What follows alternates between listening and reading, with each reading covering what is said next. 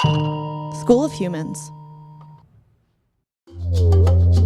It's a beautiful morning off the coast of West Africa on June 4th, 1944. There isn't a cloud in the sky, nor harsh ocean waves. The crew of the USS Guadalcanal, led by Captain David Gallery, sails north to refuel after their failure of a Nazi submarine hunt. But 10 minutes later, there's a ping on the sonar. It's a sub, just 800 meters away and 60 feet below the surface. Captain Gallery knows this is his moment to make history. To do something the United States hasn't accomplished since the 19th century: steal an enemy ship.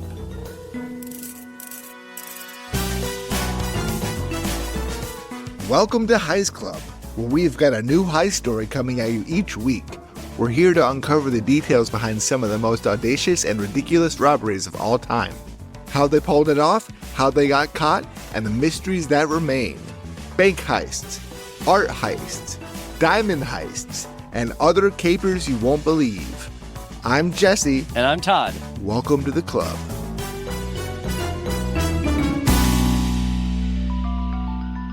Happy almost summer, Jesse. I think Memorial Day is the start of summer to many. I know the summer solstice is the actually official start of summer, but to many, Memorial Day, let's have a barbecue and go see an action movie. Yes, a summer barbecue and action movie sound amazing. I'm actually very excited for summer this summer. Yeah. But I'm also very excited to jump into today's episode. So let's get into it. So on Monday, we in the U.S. celebrate Memorial Day, where we honor all servicemen and women who died defending the United States. Today, we highlight the heroic and insane actions of Captain David Gallery and his crew, who steal a Nazi submarine 2 days before D-Day. Well, let's give some background to start. In 1941 and 1942, the British Royal Navy captures 2 Nazi submarines, a major victory in the Second World War. On top of taking out powerful Nazi weaponry, the British care more about what those submarines carry: the Enigma machine. We have a picture of the Enigma machine.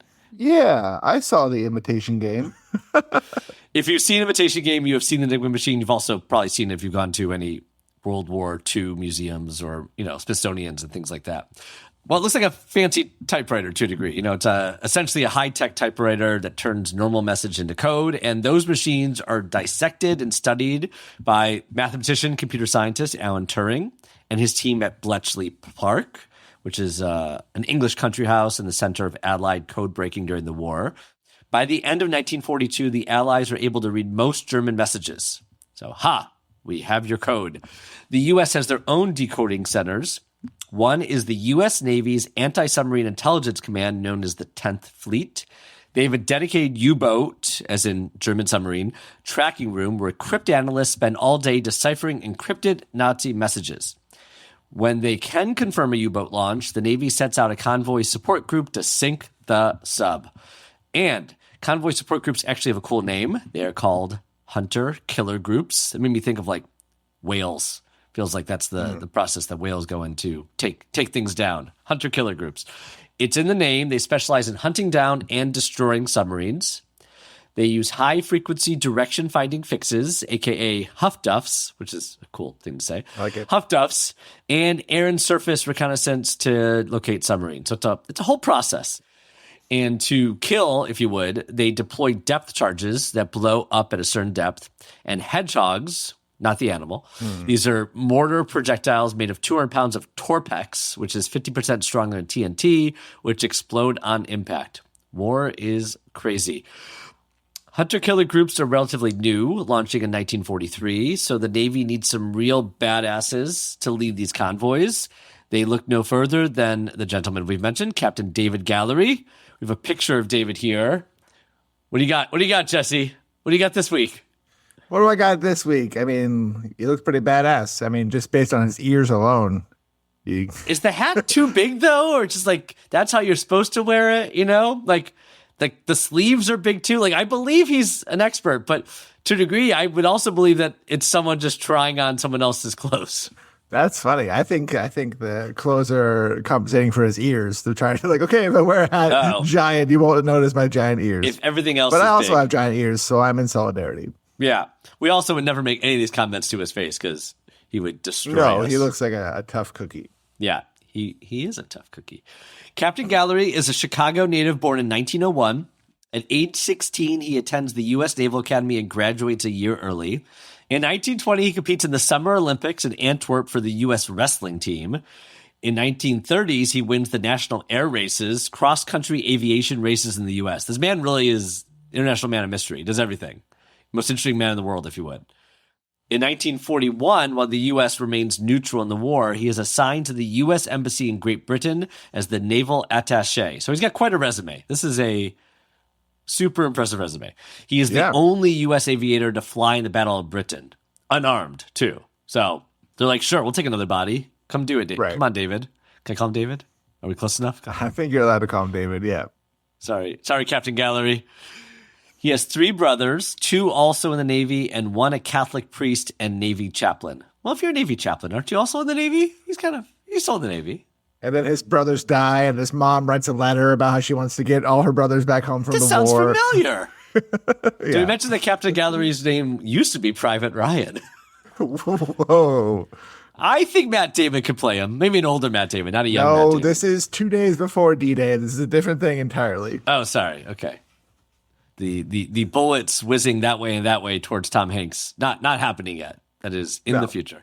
Also, we're not 2 days from D-Day yet. We're before that. We're not at that point in the story. Although I feel like I could imagine a Spielberg movie about this story.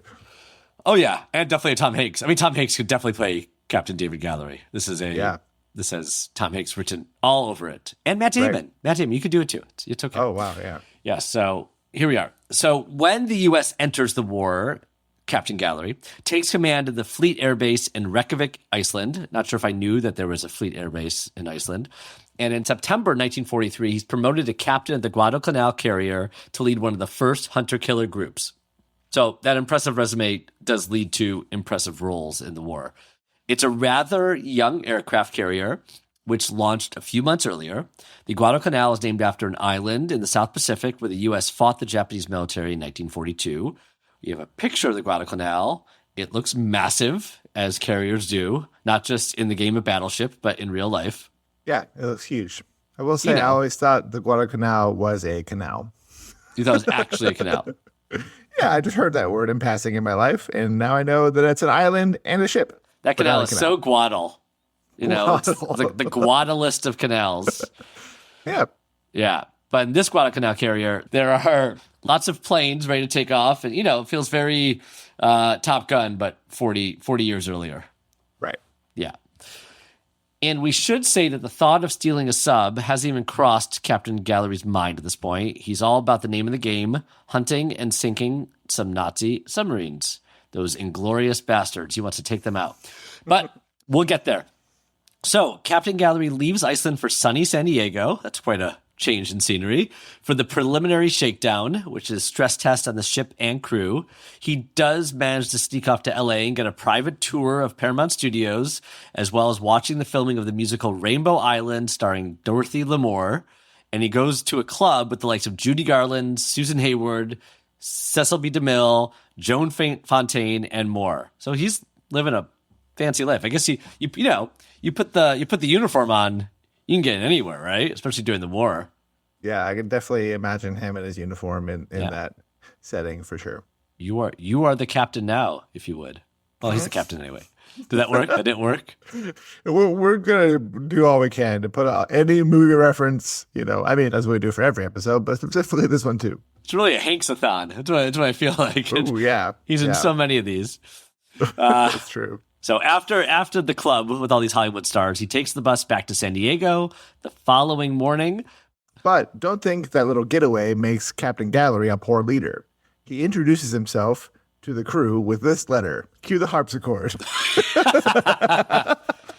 Cue the John Williams soundtrack. That's what it is. It's really John Williams music playing. Sweeping, emotional, patriotic music and action. What do you think Captain Gallery sounds like? Oh, what's his voice? I just want to do 1940s announcer. I don't know. In the 1940s, da-da-da-da-da-da-da-da. One of those. Yeah, exactly. The motto of this ship will be can do, meaning that we will take any tough job that is given to us and run away with it. The tougher the job, the better we'll like it. I don't think he sounded like this, but I'm going to keep going. I don't think he sounds like that. No. Would you follow that guy into war, into battle? Okay, fine. Well, I don't know how to do a tough man voice. We already established this, that I'm not a tough man. Okay, just be Jesse. Never mind, just be Jesse. Before a carrier can do its big job of sinking enemy ships, several hundred small jobs have got to be done and done well. So learn all you can about your job during this pre-commissioning period. Pretty soon we will be out where it rains bombs and it will be too late to learn. Note, this ship will be employed on hazardous duty. We will either sink the enemy or get sunk ourselves, depending on how well we learn our jobs now and do our jobs later. Anyone who prefers safer duty, see me and I will arrange to have him transferred. DV Gallery, Captain, USN, out. So, he loves taking the crew through heavy seas. Sounds crazy. Well, yeah, let's go through this crazy storm. One sailor said, the ship went up and down and my stomach just went up. Maybe you shouldn't be a sailor then. I feel like It was really, there was a bunch of water out there. It was so why wavy. am I join the Navy? There's all this water here. The boat kept moving. It was so annoying. Wait, we're leaving port? No. I think he slept in through the test where they tried to break in the ship and the crew. Yeah, that's right. He's like, what? I didn't know what was happening. He didn't read the letter. But in record time, Captain Gallery and his crew are anti-submarine pros. In January 1944, in his old stomping grounds of Iceland, they sink 2 U-boats within 12 hours of each other and then another shortly after. He boasts that his convoy attacked more submarines than the rest of the U.S. Navy, 70 attacks total. One of his hunts lasted 18 hours. That sounds like a whole movie in itself. I would say that could be the movie too. I guess there's more than one Tom Hanks movie in this. Yeah. Sinking Nazi subs is fun and all, but Captain Gallery is getting a bit bored. Okay. A sinking sub can be slow going. He thinks that if he had organized boarding parties ready, they may have been able to save the U-boat and take it home. One problem, when the British gained access to Enigma, the standard practice became sinking U-boats instead of capturing them. But soon enough, it becomes Captain Gallery's single greatest dream to steal a U-boat. We all have dreams, Yeah. In April 1944, the Navy transfers him to a new hunter-killer group, Task Group 22.3. What happened to point 1 and point 2? They failed. It's like Windows 2005 or whatever. They're not all winners. Yeah, that's some glitches. The next update is this task group is good. Which was the Windows that failed? Was it Windows 2K? Was a joke? I can't remember. Probably came with a U2 album as well. Yeah. Task Group 22.3 also came with the U2 album. That's right. Well, actually, literally came with the U2. U2. Yeah. Whoa. So he has a new hunter-killer group, and they need a submarine wrangling badass like Captain Gallery. For the vast majority of this crew, this is their first seagoing mission. This fact is a bonus for Captain Gallery, as it is much easier to convince them of his plan. He tells all his captains that he wants the next U-boat salvageable enough to bring to shore. He reasons that despite orders to sink all subs, he could provide the Allies with vital intelligence. I hope is that the reason, or is it just he's an adrenaline junkie and he's like, I'm bored of sinking these submarines and I want to take one home with me. That's it. I mean, he must be an adrenaline junkie. If he is bored of sinking, he's like, I'm too good at this. How can we make this more difficult for me? Yeah, they're literally video games where you can pretend to be in that situation and sinking submarines, and I don't think people ever get sick of it. But I guess the real thing, Yeah, people play Battleship. If you play Battleship and find it exciting, yeah, imagine being in Captain Gallery's shoes. He runs training operations on capturing a U-boat, something the U.S. has never done before, so he's kind of making up as he goes along.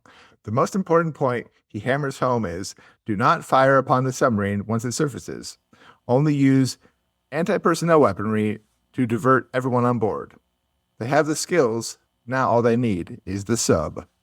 In May 1944, the Allies learn from decrypted German messages that a U-boat just left occupied France and is headed to Cape Verde, West Africa. There's his chance. However, the exact locations are unknown because those encoded messages are still unable to be translated. On May 15th, the U.S. Navy dispatches Captain Gallery's Task Group 22.3 from Norfolk, Virginia. It's a beautiful day. So every time the task group just moves to the water, I now imagine U2 songs. The planes from the ship go over your head. That's a music video reference. The convoy consists of escort aircraft carrier Guadalcanal. The destroyer escorts Pillsbury, Pope, Flaherty, and Chatelaine and Jenks. That sounds like a great group. Crosby, Stills, Nash, and Pillsbury, Pope, Flaherty, Chatelaine, and Jenks. Crosby, Stills, Nash, and Jenks. Yes. No one remembers Jenks. Jenks always gets forgotten. He was only on one album. They didn't. Yeah. He's the Stuart Sutcliffe of this operation. The escorts are lighter and faster. Out of the entire convoy, there is one female on board, which is a Cocker Spaniel named Prissy. She flies in Wildcat fireplanes, has her own logbook, and wins. She can write? Wow, really impressive. And wins over sailors' hearts with her many tricks. Sadly, there are no pictures of Prissy. How is that possible? How could there be no pictures? Everyone takes a picture of the dog. Well, she just wasn't accepting any pictures at that time. She's very prissy herself. Yeah. She's like, leave me alone. I'm writing in my journal. No pictures. No pictures. No pictures. Big sunglasses. Yes. When they set off, Captain Gallery knows he likely only has a month before the sub returns to France. After a few weeks of searching, they head to Casablanca to refuel. It's not looking good for Captain Gallery's sub-stealing dreams. But 10 minutes after setting course for Casablanca, there's a ping on the sonar. It's a sub, and it's only 800 yards away. Is this the U-boat they're after? Find out after the break. Ping. Ping. Ping.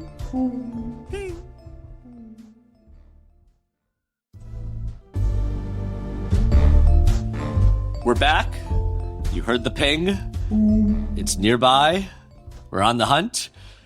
It's May 1944. Captain Gallery of Task Force 22.3 sets off on a mission to capture a submarine from Nazi hands. But by June 4th, he thinks luck might not be on his side, and he orders the convoy to refuel. 10 minutes later, their sonar reveals a sub is headed in the direction. Give me a ping, Jesse. You can see why it makes such good movies, submarine movies. Just that ping alone, it's just, oh, wow.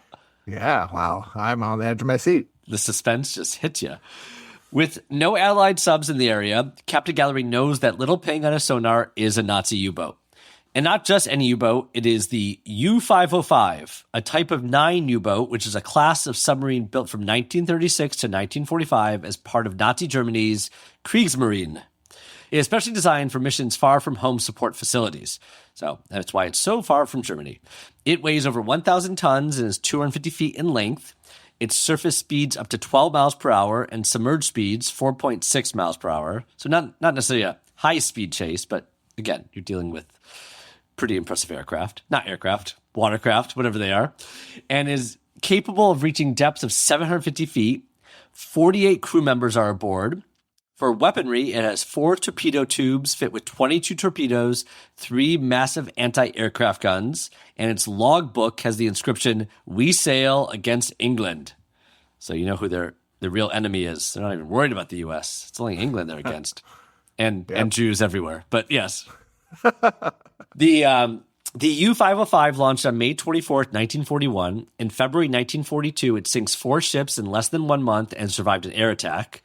On June 7th, 1942, it sinks 2 American ships and by accident, a Colombian diplomat ship in the Caribbean Sea. Whoops. That little oopsie gives Colombia reason to declare war on Germany. One more member of the Allied side. In October 1942, it sinks another British ship, and 1 month later, barely survives an attack by the Royal Air Force. So that's why it's against England. After extensive repairs, it goes on 2 more patrols in 1943. Despite its success in battle, the U-505 has some bad luck when it comes to leadership. It goes through 3 captains in 3 years. The first got appendicitis. The second committed suicide during a battle. I don't know if that's bad luck. That's just, it is what it is. And the third only lasted 2 weeks before being replaced by Oberleutnant Sir C. Harold Long on Christmas Day in 1943.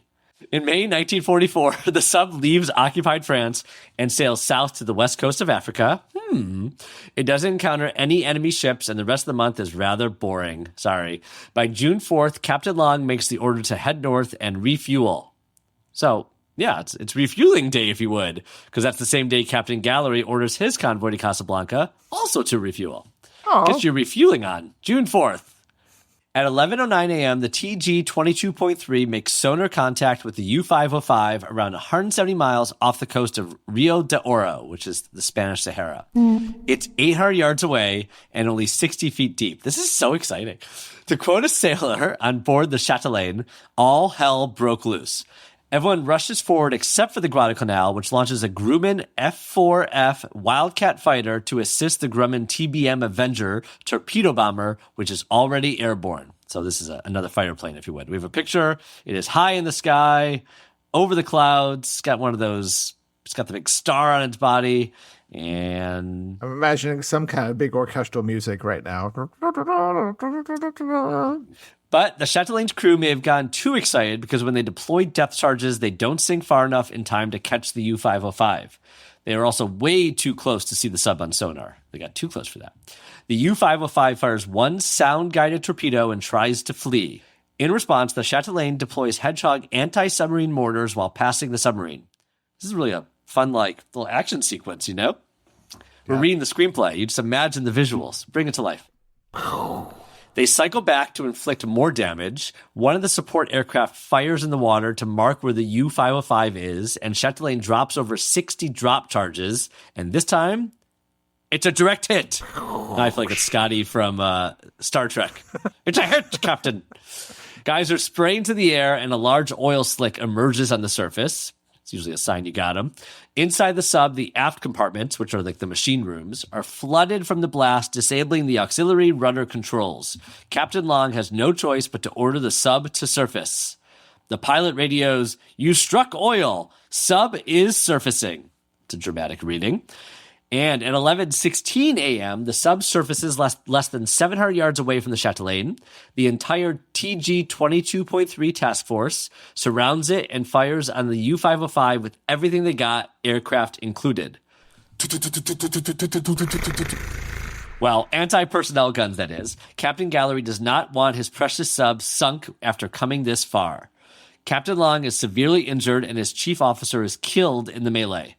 The fire lasts for 2 minutes. And we have an actual picture above, which is astounding. I guess while these planes are flying overhead, they're also taking pictures of the action. Who's taking photos? I know. It's like, no! It's like, or it's a tourist just happening to fly by. And I don't think it's that.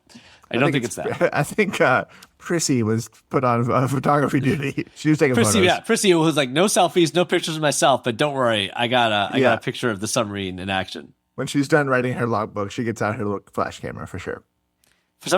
When I think of Prissy's logbook, I think it's just like every time she takes a poop. We're logging Prissy's logs. Sorry. I don't know. Oh, my God. That's really funny. I mean, honestly, that's probably what a dog would write about. What else do they got going on? Had a good BM at 11:16 a.m. Yeah, she's working on her health. Yeah, just trying Prissy's too prissy for BMs. I'm sorry, Prissy. Wow. Interesting take. I like it. Yeah. This is what she's doing. Some of the Nazi crew man their weapons and return fire, but it's just too much from the Americans. Captain Long orders the crew to scuttle, which is intentionally sink, and abandon ship. The sailors inside the cell open vents and water flows in as they dive into the water. The planes fire into the water around the sub to keep them from returning. However, they do not successfully scuttle the ship properly. In the melee, they accidentally leave the engines running. The sub's rudder had also been damaged, so it can only go right, which is coincidentally the same direction as the Chatelaine. Leaving there, still in the midst of battle, Commander Hall of the Chatelaine orders another missile attack. That probably makes Captain Gallery almost lose it because he wants to bring the U-boat home, not blow it to bits. They're not listening to him. Didn't they read his letter? Yeah. Luckily, the constant right-hand turn of the U-505 helps it dodge the missile by just a hair. Now, it just whirs in a circle, doing donuts in the Atlantic. Donuts in the Atlantic. Is that like cake by the ocean? Also made me hungry, by the way. Like Yeah. donuts in the Atlantic. I don't care if they're wet. I'll eat them. Steal a sub. Don't mind if I do. I'm pretty hungry. Hey. Now, time to capture that sub. Now, I'm just thinking about sandwiches. Okay. A whaleboat from the Pillsbury. Well, Doughboy, here we go. Another donut. Okay. Woohoo! A whaleboat from the Pillsbury pulls up alongside the U-505, and an 8-man crew led by Lieutenant Albert David jump onto the U-boat. Fun fact, it's the last time the order, "Away all boarders," was given by a U.S. Navy captain. That's sad. That is a fun fact. Yeah, it's a fun fact. Like I said, oh yeah, fun, not sad. Sorry, fun fact. "Away all boarders" signals the deployment of a specialized team to board an enemy vessel. They dive down the hatch carrying hand grenades and machine guns, ready to fight with anyone they encounter. This is such a movie. This is like I know, I'm trying to use my movie voice, but it's not really working. this is like Lone Survivor on a submarine, right? Yep, Mark Wahlberg is right there with Matt Damon and Tom Hanks. Yeah, all three of them. They were totally in. Yeah. No one loves America more than those three. Yeah, I wonder if a plane had to crash and land on the water. Sully reference. Let's keep going. And then they get stuck on that island, and he has to be there for years and makes friends with the... Oh, I was going to say someone that got stuck in an airport and it was the terminal, but you're right. No, being stuck on an island makes more sense where we are in the world. You're right. Right, yeah, stuck on an island, and then later he gets stuck in the airport. Let's just keep going. They are doing this at immense risk to their lives. The sub could sink or be rigged to blow, or more Nazis could be on board, scuttling the ship, destroying confidential documents, and setting booby traps. In fact, we got a photo of what's going on. It looks crazy. I'm not really sure what It to looks look at totally that. great. And again, the fact that we have a photo is so crazy. Thank you for that, dog photographer. I mean, this is literally them boarding the submarine. Yeah, I mean, this is real action. I love it. I hope none of the sailors fall in the water. You know why? Why? It would make a splash. Another Tom Hanks movie. Clearly did not know where you're going with that one because you just said splash. Could be anything. Sorry. Man, that submarine looks pretty big. All right. It's not a beautiful day in the neighborhood for those Nazis. Oh, no. In fact, there are scuttle charges in the sub, but the party yanks the wires out of the charges, stopping detonation. That's really intense. They find one crew member dead, signalman First Class Gottfried Fisher, and see that the U-boat is empty. At this point, U-505 is low in the water and down by the stern.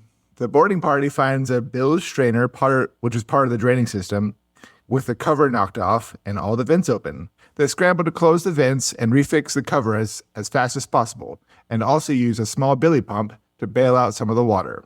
To stop swells from washing down the conning tower, which is the top portion everyone is standing on, the hatch had to be closed, sealing the boarding party in and leaving them no chance of escape if something were to go wrong. There's so much drama and suspense in this every step of the way. There's the water flowing in, and I imagine sirens going off inside the sub, whether they actually were or not. That's how they would make the movie version. It's still, whatever it is, it's very loud. Lots of screaming and water and steel. Yeah, even without the alarm, I just imagine, I don't know, just no music. No one had their Bluetooth speaker. It was just screaming and water, you know. Meanwhile, whoever is driving the Pillsbury, is having an off day because when they try to attach the submarine to tow, they keep colliding with it, causing 3 of the U-505's compartments to flood and tearing a hole in the destroyer's hull. A hole in the hull. A hole in the hull. The continuous right turn also doesn't help. Captain Gallery said it looked like a cowboy trying to rope a wild horse at a rodeo. He even yells out over the radio, "Ride him, cowboy!" At least he's having fun. He's having a good time. He's really enjoying this. Yeah. Well, this is what he wanted to do, right? He's like, I'm sick and bored of seeking them. I want to steal one, and this is the time of his life. I'm starting to think that Captain Gallery is a little insane. He's like, let's go capture a ship. Woohoo! Ride him, cowboy! Yeah! Yes. The Pillsbury's engines shut off due to the strain. At this point, over 90% of the sub is underwater, with just the bow and conning tower on the surface. The boarding party is still inside. Can they save the sub in time? Find out after the break.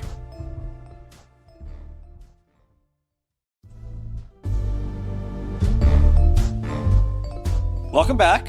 Captain Gallery and his task force managed to disable the sub, but now he has a crew of 8 men sealed inside with the sub sinking fast. Captain Gallery on the Guadalcanal is here to save the day, don't worry. The carrier pulls up and rigs a new tow line to the sub.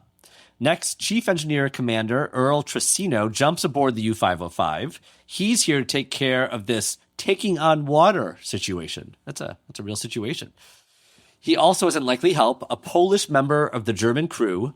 21-year-old Uld Felix is more than happy to assist.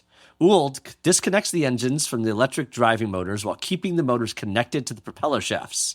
This will act as a manual charging tool in a second. In the meantime, the right turn circle is finally over. Whew, the donuts are gone. We're out of donuts, folks. There was one sugar donut left at the end. It's always the last one. It's always like a sugar donut. Oh, yeah. No one wants a sugar one. No one wants it, yeah. When the Guadalcanal starts the tow, the propellers spin through the Atlantic and charge the electric driving motors. With power, the U-505 pumps out the water, bringing it completely to the surface. Trissino spends hours crawling around the submarine, making sure it's watertight. He would have no chance of escape if it starts to sink. Just a reminder of the danger at play here. Captain Gallery credits the saving of the sub to Trissino's total disregard of his own safety. That's Gallery's kind of man right there. With the sub no longer in immediate danger of sinking, Captain Gallery is itching to get on the sub, but he needs an excuse. What about inspecting for booby traps? He took a course on booby traps and figures he is just as qualified as anyone for the task. When he took the course, was it literally called Booby Traps like 101? Is that the Navy's technical name for booby traps and not just what we think of when we're watching like, Goonies or Indiana Jones? Right. Yeah, I definitely think of Goonies and Indiana Jones and not the Navy. Yeah, not World War II and fighting the Nazis. I think of Home Alone. Yeah. There you go. Yeah. So we have pictures now. Again, we have Captain Gallery posing on the submarine after the capture. He is on the conning tower at the top. We have an American flag above the Nazi flag. So, and it's bigger. The American flag is bigger. So, yay, take that. And then we have Gallery and Lieutenant Junior Grade Albert L. David, who we mentioned earlier. He's the one who jumped on the submarine. Yeah, I mean, they did their job. That's for sure. That's right. Yeah. They definitely feel good about that. One of the German sailors actually witnessed the whole thing firsthand and said, when we, the German prisoners, looked again, we were thunderstruck to see a large American ensign flying from the conning tower of U-505 and noticed a small whaleboat standing by her. Not only had they captured us, but our boat as well.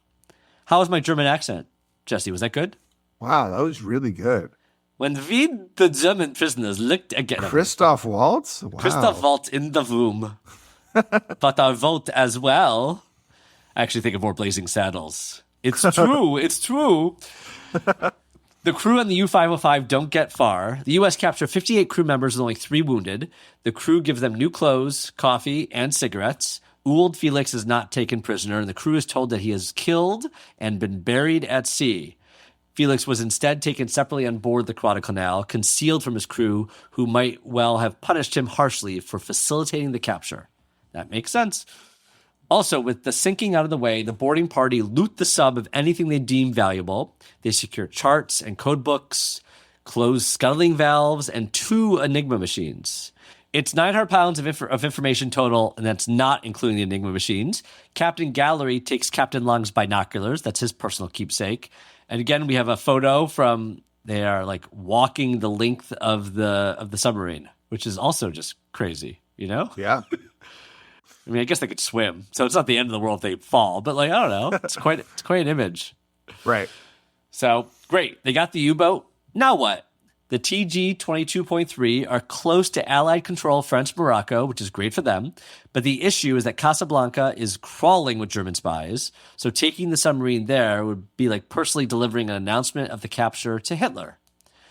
So we're going back the way we came. Captain Gallery and his sailors are on Cloud 9, despite the picture looking like they were just content. Now they're on Cloud 9. This is Gallery speaking. Of course, after we got the submarine in tow, all my crew were the cockiest bunch of sailors you've ever seen in your life. And on June 6th, a little incident happened that will indicate just how cocky they were. That little incident, if you would, was D-Day. Upon hearing the news, one of the sailors said, "Boy, oh boy, look what Eisenhower had to do to top us." The Guadalcanal tows the U-505 for 3 days before handing it off to a fleet tug called the Abenaki, named after the Abenaki indigenous tribe.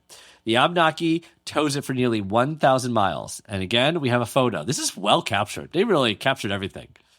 things are not documented sometimes. That is not the case here. Roswell, not enough pictures of the alien landing in Roswell, but boy, do we have the Abenaki towing the U-505. Wow. Some of the sailors go to Captain Gallery and ask to get the sub's engines going by itself so they can bring it into port on its own power. Captain Gallery decides not to push his luck and says no, though he later admits they probably could have done it. On June 19th, they entered the U.S. Navy's operating base in Bermuda. A 1,700-mile trip, the longest tow of the war. So, yay! Captain Gallery successfully captured important intelligence such as codebooks, classified publications, and an Enigma machine with up-to-date cipher rotors. And he got his submarine on the side. So everyone is going to be so happy, right? U.S. Chief of Naval Operations Admiral Ernest King is royally pissed at Captain Gallery for his heist. His mission endangered Ultra, the computer system at Bletchley Park, and considers court-martialing him. If the Germans had found out about the capture, they might have changed the Enigma code, leading to an intelligence blackout on the eve of Normandy. That would have changed history. Yes, that would have been really, really bad. Captain Gallery is very lucky that we still see him as a hero today, because there's another version of the story where it's like, we did it! And I'm sorry, what happened? Oh no, we'd all be speaking German right now, Jesse. That would be in the history of Man in the High Castle? Is that That's right, that's right. It's a sliding doors moment for World War II, and we don't want to think about that. But cool heads prevail, and Captain Gallery escapes Admiral King's wrath. The secret of the U-boat was also nearly exposed by a local reporter who received a tip of the sub coming into Bermuda. The U.S. government threatens him with arrest if he publishes the article. The captured code books do break the coordinate code, and the Allies are able to determine precise locations for U-boats. So that's a big win. In the end, it actually, we hinted at the fact that he was just doing this for the thrill of it. In the end, this saved lives, and this helped them win the war. So huge, huge. Yeah. After the mission, Captain Gallery and his sailors enjoy some respite in Bermuda. They enjoy the Caribbean water, play beach volleyball, and a round of baseball where Gallery hits a home run. Wait. Okay. Wait, a baseball reference? You could say Gallery was in a league of his own. Nice. I said his in this case. I changed the title a little bit. That's good. There's no crying in beach baseball. There's no crying in Bermuda. We have a photo in color this time with sailors posing with the U-505 in Bermuda. They're in their white uniforms. Where the color looks like very much a Norman Rockwell painting. Oh. I almost makes me think it is a painting for a second. I know it's not. It's a photo, but I'm like, you're right. It's beautiful. It's beautiful. The captured Nazis do not get the same treatment. No beach volleyball for these guys, unfortunately. So the Nazis are hidden away at a prison camp in Ruston, Louisiana, while Long, who lost a leg from his injuries, stays in Bermuda. They are kept in isolation from other prisoners, and the Red Cross was denied access to them. That's sad, I guess. I don't know how to feel.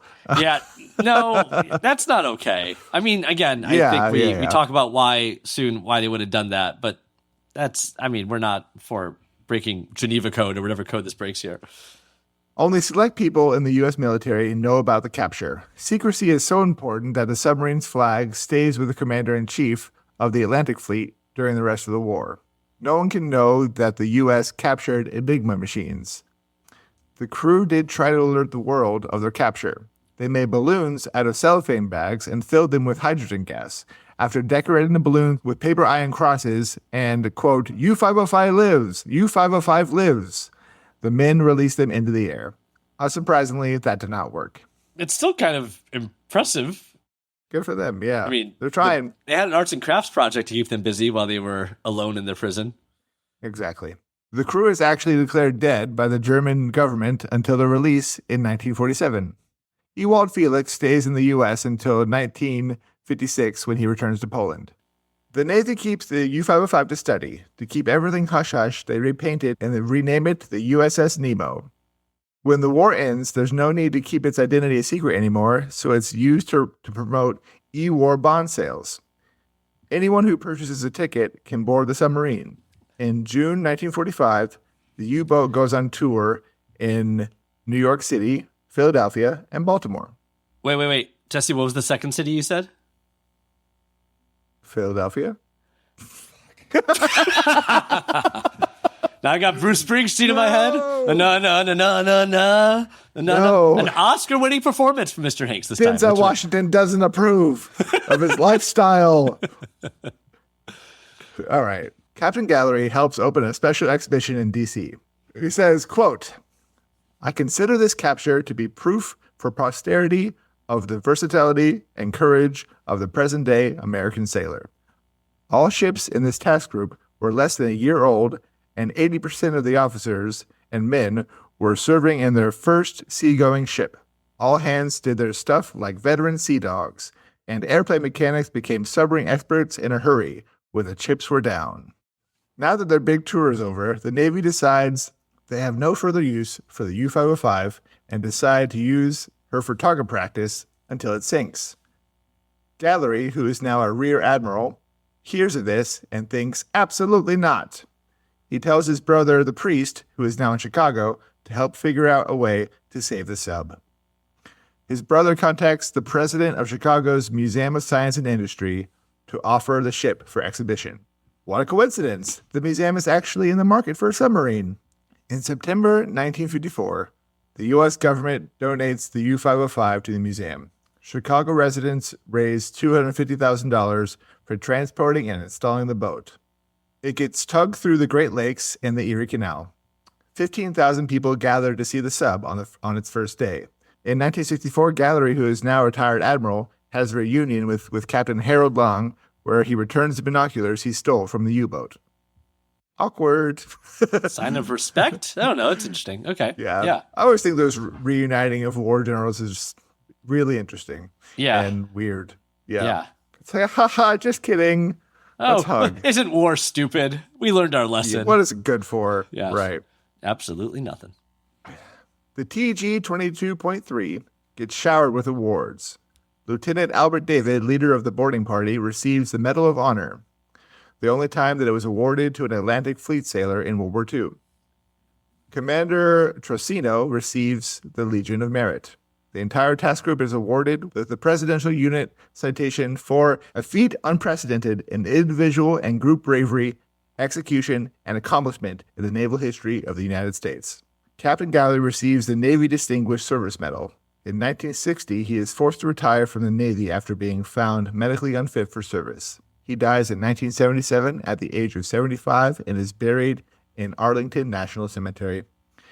In 1997, the submarine went through a rigorous restoration as it had been sitting outside for the past 40 years.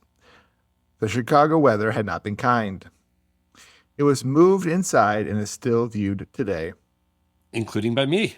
I went. Have you seen it? I saw it a few years ago, and I didn't realize. It's funny, when our producer brought us this story as an option, I was like, wait, tell me more. Wait, I know this story. I've been on that boat. So I've been on that sub.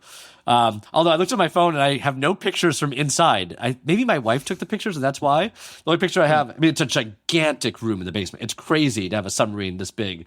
So I'll send these to you and maybe I'll post it to the show notes. But like you can see, this was 2022? Yeah, 2022. Like you can kind of see like that's my son sitting on the ground, and then the U-boat is just like the entire length of this gigantic space in the basement. Whoa. And you get to go on and walk through. It's astounding. Cool. By the way, also an amazing museum to bring kids, but the Chicago Museum of Science and Industry. Cool. We were there all day. We were there for like 6 hours with the kids and never ran out of things to do. It's a really phenomenal museum. So 1,000% it's worth going to for anyone visiting Chicago. It's really impressive. What's also impressive? This heist. It's not a typical heist. It's not a bank. It's not a piece of artwork, but it's maybe even crazier. It's a freaking German sub, and I'm amazed. I'd be fine to go straight to our diamond rating, which maybe, how many Medal of Honors would you give it, Jesse? How many? 'Cause I think I know my answer, but I'll let you go first. Maybe you go first. I haven't thought about it until right now. I'm going 5. 5 out of 5. Yeah. It's a different type of operation. And yes, they luck upon the sub to a degree, although they're in the right place at the right time, and then they do their jobs. But sure, it almost sinks to the bottom of the ocean, but it doesn't. They save it in time. They risk their own lives to do that. get it back to Bermuda. They actually get amazingly important information off of it. This is a 5 diamond, 5 medals of honor in my viewpoint. I don't know. Right. If you go less, it's fine, but I don't see a flaw. Sure. I can't think of a reason not to give it 5, which is crazy because I feel like we're always waiting for the heist that deserves 5 diamonds. Captain Galley was sneaky in a bunch of ways, and he did a heist that didn't have to do with diamonds or jewels or cash, and now he gets 5 diamonds himself. That's right. Yeah, 5 diamonds. And he got promoted multiple times after, too. So this is a man that is worthy of all the gold stars and diamonds that we could offer him. Right. I do wish like they would have let, the Red Cross see the prisoners of war in the prison. That would have been a nice thing to do, but that doesn't take away from, the heist itself, the getting away with it, and the, everything that was involved. I mean, like, again, how is this not a movie? How is this not a movie?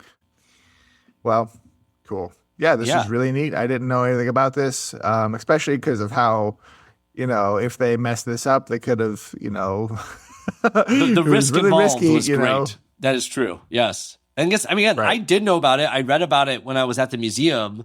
It did not have this level of detail at all, though. I just knew that it was stolen from the Nazis, and here it was today. And then it had a lot of information about the actual submarine itself and the parts of it and everything. So it kind of blows me away. It feels like a perfect story from Memorial Day.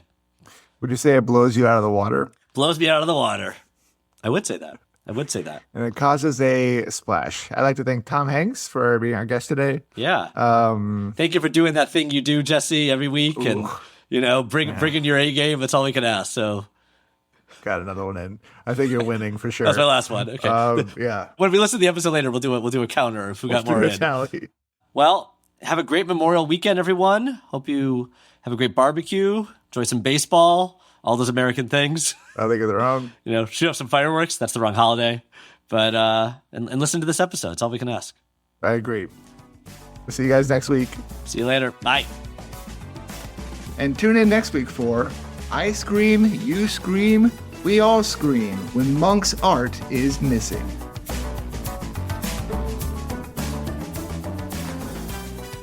Heist Club is a production of School of Humans, hosted by me, Todd Weiser. And me, Jesse Neiswanger. I do all the fancy audio and music editing too. This episode was researched and produced by Carolyn Talmadge. Our senior producer is Amelia Brock. Our production manager is Daisy Church. Our executive producers are Virginia Prescott, Brandon Barr, and Elsie Crowley. Join us again next week for Heist Club, and don't forget to rate and review. Thanks.